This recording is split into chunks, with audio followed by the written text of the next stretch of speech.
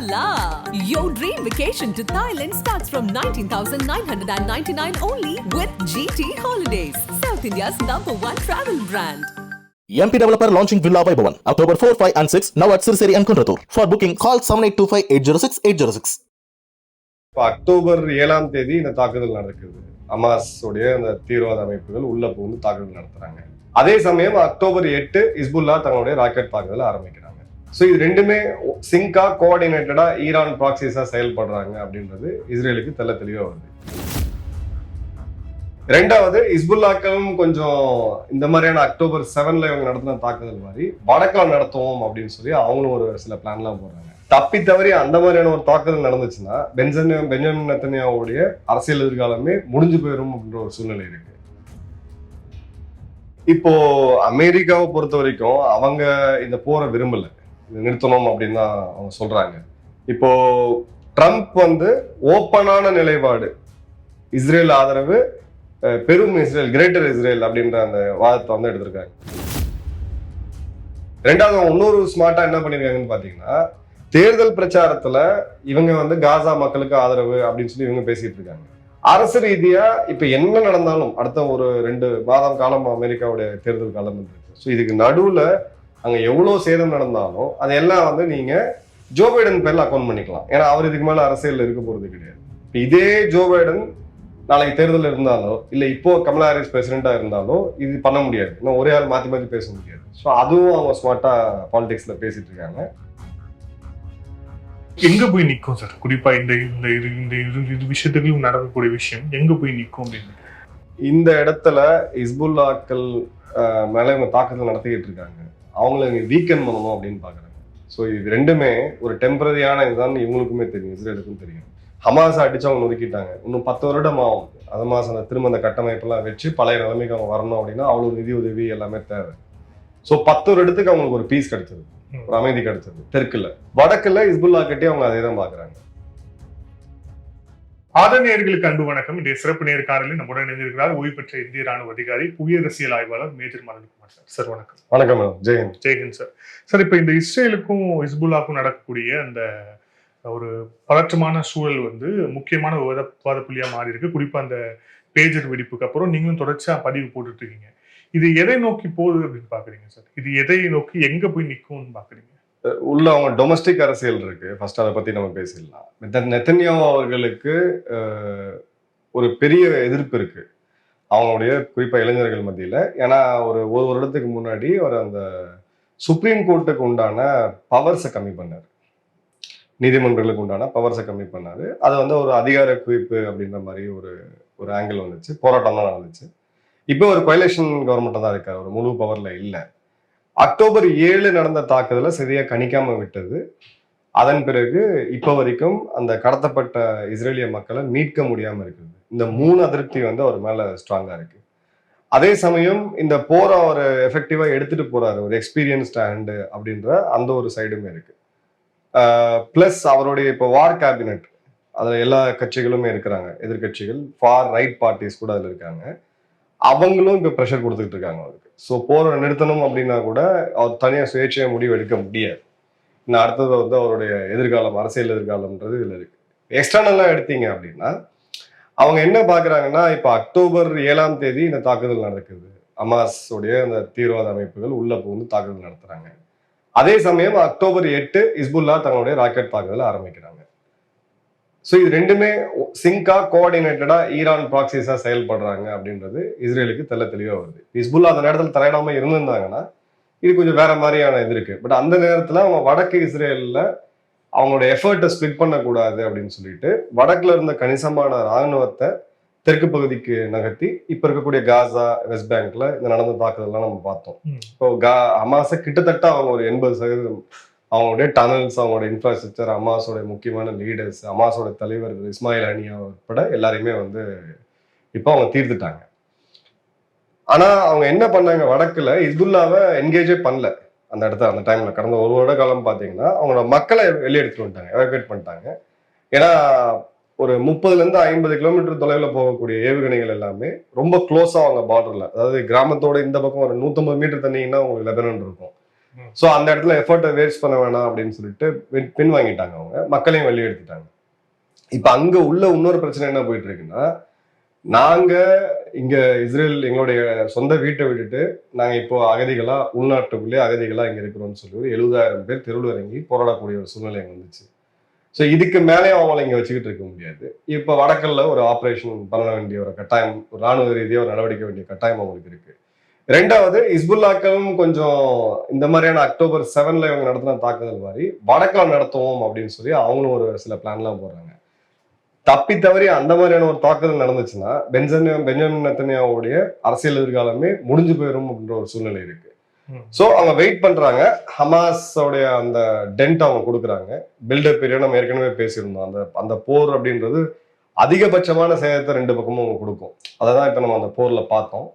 So இப்போ அந்த இடத்துல ஹமாஸோடைய அந்த பிரச்சனை முடிவுக்கு வந்து ஆல்மோஸ்ட் அவங்க நினைச்ச மிலிட்டரி அப்ஜெக்டிவ்ஸ் அச்சீவ் பண்றாங்க. ஹமாஸோட எதிர்த்தாக்குதெல்லாம் இப்போ நீங்க பார்க்கல. நீங்க கடைசியாக பார்த்தீங்கன்னா அவங்க ஓடி போயிடுங்க, ஓட்டத்தில் இருக்காங்க, இல்லை அவங்க எப்படி இது பண்ணிட்டு இருக்காங்க. ஸோ இவங்களுக்கும் ஹமாஸுக்கும் நடுவில் இருக்கக்கூடிய ஒரே பிரச்சனை இந்த பிணைய கைதிகள் மட்டும்தான். ஸோ ஹமாஸ் இப்போ தோத்து போயிருக்காங்க அப்படின்றது நிச்சயமான உண்மை. இப்போ அவர் என்ன பார்க்குறாருன்னா, இஸ்புல்லாக்களை தாக்கி மேக்சிமம் டேமேஜ் அவங்களுக்கு பண்ணணும். நீங்க அந்த மேப்பை காமிச்சீங்கன்னா நேர்களுக்கு தெற்கு லெபனான் அங்கதான் இவங்க அதிகமா இருக்காங்க, இஸ்புல்லாக்கள் அதிகமா இருக்காங்க. நடுவில் ஒரு நதி வரும், நதிக்கு அந்த பக்கம் சென்ட்ரல் லெபனான், நார்த் லெபனான். இப்ப இந்த இடங்கள்ல அந்த நதிகளுக்கு அந்த பக்கம், அந்த நதிக்கு அந்த பக்கம் இவங்க ஒரு 150 கிலோமீட்டர் அந்த ஏரியாவில் இஸ்புல்லாக்களை புஷ் பண்ணிட்டாங்க அப்படின்னா, ஒண்ணு இஸ்ரேலால அந்த பகுதியை ஆக்கிரமிக்க முடியும். எப்படி கோலன் ஹைட்ஸை ஒரு காலத்துல சிரியால இருந்து இவங்க எடுத்தாங்களோ அது மாதிரி ஆக்கிரமிக்க முடியும். இல்ல ஒஸ்கே சினாரியோ ஒரு பஃபர் ஜோன் கிரியேட் பண்ண முடியும். ஃபியூச்சர்ல இவங்க மேல நடக்கக்கூடிய தாக்குதலை கம்மி பண்றதுக்கான வேலைகளை பண்ண முடியும். இப்ப அதை நோக்கிதான் இந்த போர் வந்து போயிட்டு இருக்கு. இப்ப இதுல வந்து வெளிநாட்டுடைய தலையீடு, குறிப்பா அமெரிக்கா உள்ளிட்ட அமெரிக்கால தேர்தல் நடக்குது. சோ அந்த தலையீடு காரணமாக ஏதேனும் மாற வாய்ப்பு இருக்கா, குறிப்பா இந்த விவகாரத்துல? இப்போ அமெரிக்காவை பொறுத்த வரைக்கும் அவங்க இந்த போரை விரும்பல, இதை நிறுத்தணும் அப்படின்னு தான் அவங்க சொல்றாங்க. ஆனா நெத்தன்யாவை ஓப்பனா அவங்க மிரட்டினாங்கன்னா, 6 மாதம் முன்னாடி உங்களுக்கே தெரியும், ஜோ பைடன் வந்து ஷட் அப் பண்ற அளவுக்கு ஒரு வார்த்தை யூஸ் பண்ணார் நெத்தன்யாவிட்ட.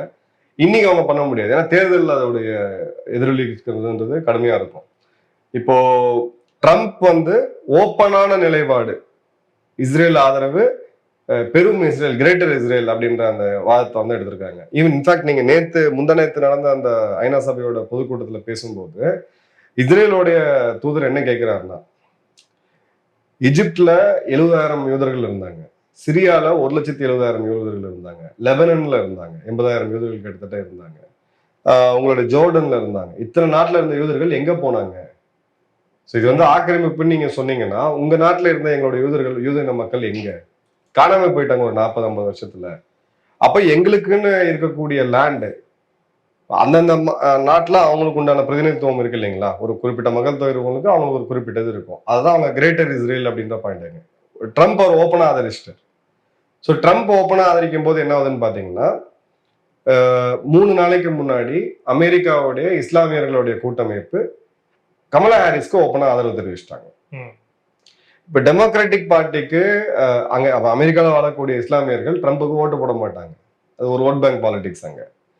இப்ப கமலா ஹாரிஸ் இந்த இடத்துல இஸ்ரேலுக்கு ஓப்பனா ஆதரவுன்னு சொன்னா அவங்களுக்கும் அந்த ஓட்டுன்றது போர் ஓட் பேங்க் அடி வாங்கும். ஸோ அவங்க வந்து போர் நிறுத்தத்துக்கு நாங்க இது பண்றோம், 21 நாள் போர் நிறுத்தத்துக்கு நாங்க இனிஷியேட் பண்றோம், இவர் மேக்ரோன் பிரெஞ்சு பிரசிடென்ட்டும் ஜோ பைடனும் சேர்ந்து ஒரு இது பண்றாங்க. இது பியூரா இந்த போர்ல நிறுத்த முடியாதுன்னு அவங்களுக்கும் தெரியும். ஏன்னா அவங்க இஸ்ரேல் யூஸ் பண்ணக்கூடிய அந்த ஆயுதங்கள் எல்லாமே அமெரிக்கால இருந்து வர்றதுதான். குறிப்பா அந்த 2000 பவுண்ட்ஸ் 3000 பவுண்ட்ஸ் இருக்கு பெரிய எடை இருக்கக்கூடிய ஏவுகணைகள் எல்லாமே அமெரிக்கால இருந்து தான் வருது. அப்போ இஸ்ரேல் உங்க பேச்சை கேட்கல அப்படின்னா நீங்க ஆயுதங்கள் கொடுக்கறத நிறுத்திட்டு கூட நீங்க நிறுத்தலாம். அமெரிக்கா அதில் இல்லாம நடக்க முடியாதுன்னு உங்களுக்கே தெரியும். அப்போ வெளியில ஒரு நிலை, உள்ளூர் ஆடியன்ஸுக்கு நாங்க போர் நிறுத்தத்தை நோக்கி போகிறோம் அப்படின்னு சொல்லி அந்த காசாவுடைய அந்த போட்டோஸ் எல்லாம் கொஞ்சம் காமிச்சு அந்த இடத்துல கமலா ஹாரிஸ் குறிப்பா அந்த ரிபப்ளிக் பார்ட்டி அவங்க இது பண்றாங்க. ரெண்டாவது இன்னொரு ஸ்மார்ட்டா என்ன பண்ணிருக்காங்கன்னு பாத்தீங்கன்னா, தேர்தல் பிரச்சாரத்துல இவங்க வந்து காசா மக்களுக்கு ஆதரவு அப்படின்னு சொல்லி இவங்க பேசிட்டு இருக்காங்க. அரசு ரீதியா இப்ப என்ன நடந்தாலும் அடுத்த ஒரு 2 மாதம் காலம் அமெரிக்காவுடைய தேர்தல் காலம் இருக்கு. ஸோ இதுக்கு நடுவுல அங்க எவ்வளவு சேதம் நடந்தாலும் அதெல்லாம் வந்து நீங்க ஜோ பைடன் பேர்ல அக்கௌண்ட் பண்ணிக்கலாம். ஏன்னா அவர் இதுக்கு மேல அரசியல் இருக்க போறது கிடையாது. இப்ப இதே ஜோ பைடன் நாளைக்கு தேர்தல் இருந்தாலோ இல்ல இப்போ கமலா ஹாரிஸ் பிரசிடென்டா இருந்தாலோ இது பண்ண முடியாது. இன்னும் ஒரே ஆள் மாத்தி மாத்தி பேச முடியாது. ஸோ அதுவும் அவங்க ஸ்மார்ட்டா பாலிடிக்ஸ்ல பேசிட்டு இருக்காங்க. ஸோ எக்ஸ்டர்னல் இன்ஃப்ளூயன்ஸ் அப்படின்றது இதுல ஜென்யூனா சொன்னீங்க அப்படின்னா எந்த நாடுகள்லாம் இன்வால்வ் ஆகுறாங்க இது வேண்டாம் அப்படின்னு பாத்தீங்கன்னா சவுதி இருக்கு, கத்தார் இருக்கு, வளைகுடால இருக்கக்கூடிய எல்லா நாடுகளும் இன்க்ளூடிங் லெபனானுடைய அரசும் சரி இந்த போர் எப்படியாவது நிறுத்தணும் அப்படின்னு தான் பார்த்துட்டு இருக்காங்க. இல்ல இப்ப இந்த ஹமாஸ்ல இருக்கக்கூடிய முக்கியமான தலைவர்கள் வந்து தளபதிகள் அவங்களை வந்து எலிமினேட் பண்ணதுக்கு அப்புறம் ஓரளவுக்கு அங்க வந்து அடங்குற மாதிரி சுச்சுவேஷன் இருக்கு இல்லையா? இப்ப இஸ்புல்லாலையும் அந்த மாதிரி ஒரு எலிமினேஷன் நடந்ததுக்கு அப்புறம் தான் இஸ்ரேல் அடங்குமா, இல்ல இஸ்ரேலுடைய வேற வியூகம் அப்படிங்கிறது என்ன இஸ்புல்லாவை நோக்கி? இஸ்புல்லால அவங்களுடைய அந்த தலைவர்களை குறிப்பா குறி வச்சு தாக்குறது அப்படின்றது ஒரு பெரிய செட்பேக் கொடுக்கும் ஒரு குறிப்பிட்ட காலத்துக்கு. அடுத்த தலைவர் வந்துடுவாங்க, அது வேற விஷயம். இப்போ ஃபாத் ஷுக்கர் ஜூன் மாதம் கொண்டாங்க, இஸ்புல்லாவுடைய ஒரு டாப் கமாண்டர். ஸோ நசருல்லா இருக்காரு, நசருல்லா கீழே 4 படைத்தலைவர்கள் இருக்காங்க. அதுல ராட்வான் ஃபோர்ஸ் அப்படின்றது தான் அவங்களுடைய ஸ்பெஷல் ஃபோர்ஸ். நாளைக்கு இஸ்ரேலிய ராணுவம் லெபனானுக்குள்ள வருது அப்படின்ற பட்சத்துல நேருக்கு நேர் அவங்க கூட மோதக்கூடிய அந்த பயிற்சியும் அந்த திறமையும் பெற்றவர்கள் ராட்வான் ஃபோர்ஸ். அதோட தளபதி காலி. அடுத்தது பாத்தீங்க அப்படின்னா சென்ட்ரல் லெபனான்ல இருந்து இந்த ராக்கெட்ஸை உருவாக்கக்கூடிய இந்த டெக்னிக்கல் விங் லீடர் அவரும் காலி. மூணாவது எடுத்தீங்க அப்படின்னா இந்த மிசைல் லான்ச்சர்ஸை டிப்ளாய் பண்ணி இந்த கம்யூனிகேஷன் இது அவரும் காலி. ஹிஸ்புல்லாவுடைய இன்டெலிஜென்ஸ் சீஃப் அவரும் காலி. இன்னைக்கு பாத்தீங்க அப்படின்னா முகமது ஹுசைன் அப்படின்னு சொல்லி ஹிஸ்புல்லாவுடைய ட்ரோன் சீஃப், ரொம்ப ஒரு முக்கியமான கை அந்த முகமது ஹுசைன் அப்படின்றவர். ஏன்னா ட்ரோன் அப்படின்றது ரொம்ப டெக்னிக்கலான விஷயம். இப்போ ராக்கெட் லான்ச்சர் இதெல்லாம் பார்த்தீங்கன்னா நீங்களே ஒரு 5 நாள் பயிற்சி எடுத்து கூட உங்களால் ஒரு ராக்கெட்டை ஏவ முடியும். ஷோல்டர் லான்ச் மிசைல்ஸ்லாம் இருக்கு. ஆனால் இது ரொம்ப ரொம்ப ஒரு டெக்னிக்கலான விஷயம். இப்போ அங்கெல்லாம் அடிச்சிருக்காங்க. இது தவிர அந்த பேஜர் அட்டாக் அப்படின்றது பொதுமக்களை குறி வச்சு பண்ணலாம் அவங்க. ஏன்னா பேஜர் யாரும் நீங்களும் நானும் இல்லை பொதுமக்களும் யூஸ் பண்ண முடியாது, அவங்களாம் மொபைல்ஸ் தான் யூஸ் பண்ணிட்டு இருக்காங்க. இந்த பேஜர் வெடிப்பு அப்படின்றது 3 விஷயத்த வந்து ஹிஸ்புல்லால பண்ணிருக்கு. அவங்களுடைய டாப் நசருல்லாவுடைய ஒரு 8 தளபதிகள், அவங்களுக்கு கீழே இருக்கக்கூடிய அடுத்த லெவல் ஆஃப் தளபதிகள், இவங்களுக்குள்ளதான் இந்த கம்யூனிகேஷன் வந்து அதிகமா இருந்துச்சு. ஏன் அவங்க இன்னமும் பேஜரையே வந்து கம்யூனிகேஷன் யூஸ் பண்ணிட்டு இருந்தாங்க? நீங்க இன்டர்செப்ட் பண்ண முடியாது. பேஜர் வந்து இன்டர்நெட்ல ஒர்க் பண்ணல, அது வந்து ரேடியோ வேவ்ஸ்ல ஒர்க் பண்ணுது. ஸோ ஒரு சென்டருக்கு போவோம், அந்த காலகட்டங்களில் நாங்க பேஜர் யூஸ் பண்ணிருக்கோம் எப்படின்னு எங்களுக்கு தெரியும். நீங்க ஒரு மெசேஜ் கொடுக்கலாம். நியூமரிக், ஆல்ஃபா நியூமரிக்னு 2 வகையான பேஜர்கள் இருந்துச்சு. ஸோ நியூமரிக்ல நீங்க வெறும் நம்பர் மட்டும் அனுப்ப முடியும். அந்த நம்பருக்கு நான் கால் பண்ணி பேசுவேன். நான் பப்ளிக் பூத் யூஸ் பண்ணுவேன், 2 நிமிஷம் பேசுவேன், கட் பண்ணுவேன், வேற ஒரு பூத் யூஸ் பண்ணுவேன். ஸோ காலை ட்ராக் பண்றதுன்றது அவ்வளோ ஈஸி கிடையாது. மெசேஜஸ்ல பாத்தீங்கன்னா நியூமரிக் மெசேஜ்ல 36 வேர்ட்ஸோ 36 எழுத்துக்கள் வரைக்கும் நீங்க மெசேஜ் பண்ணலாம். ஸோ அதுல நான் ஷார்ட்டா கோட் வேர்ட்ஸ் யூஸ் பண்ணிக்கலாம். ஸோ அது வந்து எஃபெக்டிவா யூஸா இருக்கும். அதை ட்ராக் பண்றது முடியாது, அது ரேடியோ வேவ்ஸ் இருக்கிறதுனால ட்ராக் பண்றது முடியாது. அதனாலதான் இவங்க எல்லாருமே மொபைலை விட்டுட்டு இதுக்கு மாறினாங்க. இப்ப இந்த இடத்துல வெடிக்கும் பொழுது அந்த 3 முக்கியமான விஷயம் என்னன்னு பாத்தீங்கன்னா அவங்களுடைய கம்யூனிகேஷன் நெட்வொர்க் ஃபுல்லா அடி வாங்கிடுச்சு. ஏன்னா ரேடியோ செட்டும் வெடிக்குது. கடைசியா வந்து நீங்க வாக்கி டாக்கி VHF செட்ஸ் நீங்க யூஸ் பண்ணுவீங்க, அதை நம்மளே சாதாரணமா இங்க கூட யூஸ் பண்ண லைசன்ஸ் இல்லாம யூஸ் பண்ணலாம்.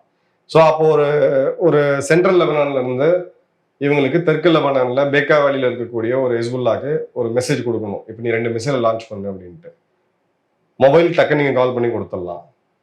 பேஜர் அப்படின்னா நீங்க மெசேஜ் கொடுத்துடலாம். இல்ல நீங்க வந்து அட்லீஸ்ட் ரேடியோ செட்டாவது யூஸ் பண்றீங்கன்னா 10 கிலோமீட்டருக்கு ஒருத்தர மெசேஜை ரிலே பண்ணி ஒரு 10 நான் உங்க வீட்டை சொல்லி நீங்க இன்னொருத்த சொல்லி அப்படி மெசேஜை பாஸ் பண்ணிடலாம். இப்போ அவங்க பெரிய பிரச்சனை கம்யூனிகேஷன் டோட்டலா கொலாப்ஸ் ஆயிருக்கு. 2வது அவங்க வீரர்கள் எல்லாருமே அவங்களுடைய முகம், கண்ணு, இடுப்பு பகுதி இங்கதான் அதிகமா காயங்கள் இருக்கு. நிறைய பேர் சாகல, 11 பேர் தான் இறந்தாங்க. இப்போ அவங்களுக்கு உண்டான அலவன்சஸ் இப்போ அவங்க அலவன்ஸ் கேட்க ஆரம்பிச்சிருக்காங்க. நமக்கு வர தகவல் படி பார்த்தீங்கன்னா குறிப்பிட்ட சில ஊடகங்கள்ல அந்த தகவல் வருது, இவங்க வந்து அலவன்ஸ் கேட்டுட்டு இருக்காங்கன்ட்டு. இப்போதைக்கு அவங்களுக்கு ஒரு $2100 to $2500 அவங்களுக்கு ஒரு மாத ஊழியமா வழங்கப்படுது ஹிஸ்புல்லாக்களுக்கு. இந்த பணத்தை கொடுக்கறது எல்லாமே ஈரான் தான். ஸோ இவங்க உள்ள போறதுக்கு அந்த இது இருக்கும். 3வது உளவியல் ரீதியா நீங்க யோசிச்சு பாருங்க, நீங்களே எப்படி போவீங்க, எது வெடிக்கும், எப்ப வெடிக்கும் அப்படின்றது. நசருல்லாவுடைய அந்த பேச்சு, ஒரு மீட்டிங், ஓப்பன் மீட்டிங் கண்டக்ட் பண்றா இருந்துச்சு. அவர் 5 முறை வானத்தை பார்த்துட்டு இருந்தாரு. ஏன்னா எது வரும் என்ன பண்ணணும்னு தெரிவிட்டு. இவங்க இஸ்ரேல் என்ன பண்றாங்கன்னா ஒரு போர் விமானத்தை அனுப்பிச்சு அந்த ஒளியோட வேகத்தை அதிகப்படுத்தும் போது அந்த சோனிக் பூம்னு ஒரு சவுண்ட் வரும். ஸோ அதை செஞ்சு காமிக்கிறாங்க. இப்போ அடுத்தது இவங்க பிரஷன் ஸ்ட்ரைக்ஸ் துல்லியமா எங்கெங்கெல்லாம் மிசைல்ஸ் இருக்கு அப்படின்றத பார்த்து அடிக்க ஆரம்பிச்சிட்டாங்க. அங்க இருக்கக்கூடிய தெற்கு லெபனான்ல இருக்கக்கூடிய மக்களுக்கு அந்த ஒரே நாள்ல 3 லட்சம் SMS போச்சு. 3 நிமிஷம் வாட்ஸ்அப் மெசேஜ் போச்சு, உடனடியாக வீட்டை விட்டு வெளியில போங்க, நாங்கள் போர் முடிக்கிறோம், அதுக்கப்புறம் அறிவிச்ச பிறகு தான் நீங்கள் வரணும், இருந்தீங்கன்னா இது ஒரு சீரியஸ் வார்னிங் அப்படின்னு சொல்லி பெஞ்சமின் நெத்தன்யாஹூவே நேரடியாக பேசின காட்சிகள்லாம் இருக்கு. ஸோ அந்த எல்லா இதுலையுமே குறிப்பா இஸ்ரேலோடைய இன்டெலிஜென்ஸ் அப்படின்றது உலக நாடுகள் எல்லாமே இன்னைக்கு ஒரு மிரட்சியோட பார்க்கக்கூடிய வகையில அவங்க பண்ணிட்டு இருக்காங்க. ஸோ அந்த மாதிரியான தாக்குதலில் வந்து ஹிஸ்புல்லா ஆக்சுவலா எக்ஸ்பெக்ட் பண்ணல, ஹிஸ்புல்லா மிஸ்ரீட் பண்ணிட்டாங்க ஆக்சுவலா. ஸோ கிட்டத்தட்ட ஹிஸ்புல்லாவோட அந்த கம்யூனிகேஷன் ட்ராக் ஃபுல்லாத்தையுமே வந்து இஸ்ரேல் வந்து நொறுக்கிட்டாங்க. ஆமா நொறுக்கிட்டாங்க. இப்போ அவங்க வேற சில கம்யூனிகேஷன் சிஸ்டம் எடுத்துட்டு வருவாங்க. அதாவது சீனாவுடைய என்கிரிப்டட் சிஸ்டம்ஸை ஈரான் மூலியமா ஈரான்ல இருந்து இங்க வரதுக்கான இது கம்யூனிகேஷன் சிஸ்டம் இப்ப கிரிப்பிள் ஆயிடுச்சு. பட் ஹிஸ்புல்லாக்களுடைய அந்த ஃபுல் பவர் 1,00,000 வீரர்கள் 1.5 லட்சம் ராக்கெட்ஸ் அதை அவங்க யூஸ் பண்ண முடியாத நிலைமையில இருக்காங்க. ஏன்னா நீங்க ஹிஸ்புல்லாக்கள் 70,000 பேர் 1,00,000 பேர் அவங்க இருக்காங்கன்னா நீங்க கிரவுண்ட் லெவல்ல எதிர்த்தாக்குதல் நடத்துறோம்னா உங்களுக்கு வந்து 3 லட்சம் 4 லட்சம் பேர் வேணும். இஸ்ரேல் அவ்வளவு பெரிய ராணுவம் கிடையாது. அப்ப நீங்க வேற விதமா தான் அவங்களை ஹேண்டில் பண்ணி ஆகணும், வேற விதமா தான் அவங்களை நீங்க தாக்கி ஆகணும். அதை தான் இப்போ அவங்க பண்ணிட்டு இருக்காங்க. ரெண்டாவது நீங்க பாத்தீங்கன்னா பயோமெட்ரிக் ரீடர் வெடிச்சது, எலக்ட்ரிக் வெஹிக்கிள் வெடிச்சது, கார்ல யூஸ் பண்ணிட்டு இருந்த பேட்டரி வெடிக்குது, ஃப்ரிட்ஜ் வெடிக்குது. இப்போ அடுத்தது அவங்களுமே யோசிக்க ஆரம்பிப்பாங்க, எதெல்லாம் வந்து இவங்க இது பண்ண முடியும், இன்ஃபில்ட்ரேட் பண்ணிருக்காங்க, எவ்வளவு பெனிட்ரேட் பண்ணிருக்காங்க அப்படின்ட்டு. ஈரான்ல இப்போ ஒரு அமைச்சர் அங்க இருக்கக்கூடிய ஒரு எம்பி சொல்லியிருக்கிறாரு, அவங்களுடைய பிரதமர் ரியாசி அவர்கள் பேஜர் வச்சுக்கிட்டு இருந்தாரு அந்த ஹெலிகாப்டர்ல போகும்போது, இவங்க அதை வெடிக்க வச்சுதான் அவர் இறந்திருக்கிறாரு அப்படின்னு சொல்லி ஈரானோட எம்பி இது குற்றம் சாட்டியிருக்காரு. இதுக்கு வந்து டீட்டெயிலா இன்வெஸ்டிகேஷன் வேணும். இப்ப அவங்களுமே பயந்துருக்காங்க. இவங்களுடைய மாஸ்டர் யாரு ஈரான் தான். இப்ப அவங்களுமே பயந்துருக்காங்க. அவங்க அந்த விபத்து வந்து இயற்கை பேரிடர் அப்படி இப்படின்னாங்களே, இயற்கை பேரிடர்னு சொன்னாங்க. இப்ப அவங்களோட எம்பி தான் சொல்றாங்க. அவங்க எம்பி சொல்றாங்க, நேத்து இது வந்து வந்தது, அவர் வந்து சொல்றாரு இந்த பேஜர் அவர் வச்சுட்டு இருப்பாரு, எப்பயுமே ரியாசி அவர் வச்சுட்டு இருப்பாரு. ஏன்னா அவருக்குமே இந்த பிரச்சனை இருந்துச்சு, மொபைல் இருந்து அவங்க இன்டர்செப்ட் பண்ணுவாங்க, கால் ஓட்டு கேட்பாங்கன்னு சொல்லிட்டு அவர் எப்பயுமே ஒரு பேஜரோட தான் இருப்பாரு. அந்த குறிப்பிட்ட விமான பயணத்திலையுமே அவர் ஹெலிகாப்டர்ல பயணம் பண்ணும்போது அந்த பேஜர் அவர்கிட்ட இருந்துச்சு, அவருடைய மெய்காப்பாளர்கள் 2 பேர்ட்டையுமே இருக்கு அப்படின்னு சொல்லிட்டு. இப்ப அது வெடிக்குது அப்படின்னு அவங்க சந்தேகம் எழுப்புறாங்க. எங்க போய் நிற்கும் சார்? குறிப்பா இந்த விஷயத்துக்கு நடக்கக்கூடிய விஷயம் எங்க போய் நிற்கும் அப்படின்னு இந்த இடத்துல ஹிஸ்புல்லாக்கள் மேல இவங்க தாக்குதல் நடத்திக்கிட்டு இருக்காங்க, அவங்கள வீக்கன் பண்ணணும் அப்படின்னு பாக்குறாங்க. ஸோ இது ரெண்டுமே ஒரு டெம்பரரியான இதுதான் இவங்களுக்குமே தெரியும், இஸ்ரேலுக்கும் தெரியும். ஹமாஸ் அடிச்சு அவங்க நொறுக்கிட்டாங்க, இன்னும் 10 வருடம் ஆகும் ஹமாஸ் அந்த திரும்ப அந்த கட்டமைப்பெல்லாம் வச்சு பழைய நிலைமைக்கு அவங்க வரணும் அப்படின்னா அவ்வளவு நிதி உதவி எல்லாமே தேவை. ஸோ 10 வருடத்துக்கு அவங்களுக்கு ஒரு பீஸ் கிடைச்சது, ஒரு அமைதி கிடைச்சது. தெற்குல வடக்குல ஹிஸ்புல்லா கிட்டே அவங்க அதே தான் பாக்குறாங்க. ஸோ இவங்க ஒரு நெருக்கி விட்டோம்னா அடுத்தது இவங்க திரும்ப தயாராகி வர்றதுக்கு ஒரு 10 வருஷம். ஸோ கடைசியா எப்ப நடந்துச்சு ஹிஸ்புல்லாக்கும் அவங்களுக்கும் தாக்குதல் வாரன்னு பாத்தீங்கன்னா 2006. ஸோ 2024 ஒரு கிட்டத்தட்ட ஒரு 22 வருடம் அவங்களுக்கு ஒரு கேப் கிடைச்சிருச்சு. அதுக்கு நடுவில் சின்ன சின்ன விஷயங்கள் போயிட்டு இருக்குன்னு வச்சுங்களா, அது நம்ம இந்தியா பாகிஸ்தான் கூட தான் போயிட்டு இருக்கு. ஆனா 22 வருடம் ஒரு அமைதியான ஒரு சூழ்நிலை வந்து அங்க வந்து மெயின்டைன் பண்ண முடியுது. அதுதான் அவங்களுடைய மெயின் டார்கெட். ரெண்டாவது தரைப்படையே உள்ள அனுப்புறாங்க. இவ்வளவு தூரம் நம்ம வந்து எடுத்துக்கிட்டோம். நீங்க அடிக்கடி போர்ல போறது அப்படின்றது வேற, அந்த யுத்த களத்திலே நீங்க இருக்கும் பொழுது உங்களோட காம்பேட் எக்ஸ்பீரியன்ஸ்ன்றது வேற மாதிரி இருக்கும். ஸோ ஒரு வருட காலம் அவங்க பேட்டில் ஃபீல்ட்ல இருக்கிறாங்க, யுத்த காலத்தில் இருக்கிறாங்க. அதை இன்னும் ஸ்ட்ரெச் பண்ணி ஒரு 1.5 வருட காலத்துக்கு அவங்க எடுத்துட்டு போகலாம். ஏன்னா அதுக்கப்புறம் அந்த சோர்வு அப்படின்றது வந்துடும், உளவியல் ரீதியாக அவங்களோட ராணுவத்தினரே பாதிக்கப்படுவாங்க. ஸோ இந்த 6 மாத காலத்துக்குள்ள ஒருவேளை ஹிஸ்புல்லாக்கள் ரொம்ப ஒரு சான்ஸ் கிடைச்சி வீக் ஆச்சு, அந்த நதிக்கு அந்த பக்கம் இது பண்ணிட்டாங்கன்னா அவங்க ஏரியாவை நார்த் வெஸ்டா வேர்டை எக்ஸ்பேண்ட் பண்ணிட்டு போறதுக்கு உண்மைதான் இருக்கும். ஏன்னா இப்ப கோலன் ஹைட்ஸ்ல அவங்க உட்காந்துருக்காங்க, ஹைட்ஸுக்கு இந்த பக்கம் ஹிஸ்புல்லாக்கள் லெபனான் இருக்கு. நாளைக்கு அந்த ஹைட்ஸை தாண்டி இந்த பக்கம் வந்துட்டாங்க அப்படின்ற போது ஒரு கிளியர் கட்டா ஒரு பஃபர் ஜோன் உருவாகிடும். ஸோ நார்த்ல அவங்க வடக்கு பகுதியில அந்த அளவுக்கான தாக்கம் அப்படின்றது ஃபியூச்சர்ல இருக்காது. பிளஸ் அவங்களுக்கு இது கிடைக்குது, இடம் கிடைக்குது. நீங்க 45 இருந்து பாத்தீங்கன்னா ஒரு போருக்கு அப்புறம் இஸ்ரேல் பெருசாகிட்டே இருக்கும். அது வந்து ஒரு ட்ரெடிஷனலா அவங்க வச்சிருக்கக்கூடிய ஒரு பாலிசி. இப்ப அந்த இடத்துல எந்த பாயிண்ட்ல அவங்க நிறுத்தணும் அப்படின்றத இவங்க நடக்கக்கூடிய பேச்சுவார்த்தைகள் பிளஸ் இஸ்ரேலோடைய அந்த மிலிட்டரி கேப்பபிலிட்டி, இது 2 தான் வந்து முடிவு பண்ணும். நன்றி சார், பலர்கள் விழிச்சிருந்தாங்க சார். Thank you sir. நன்றி, வணக்கம், ஜெயின்.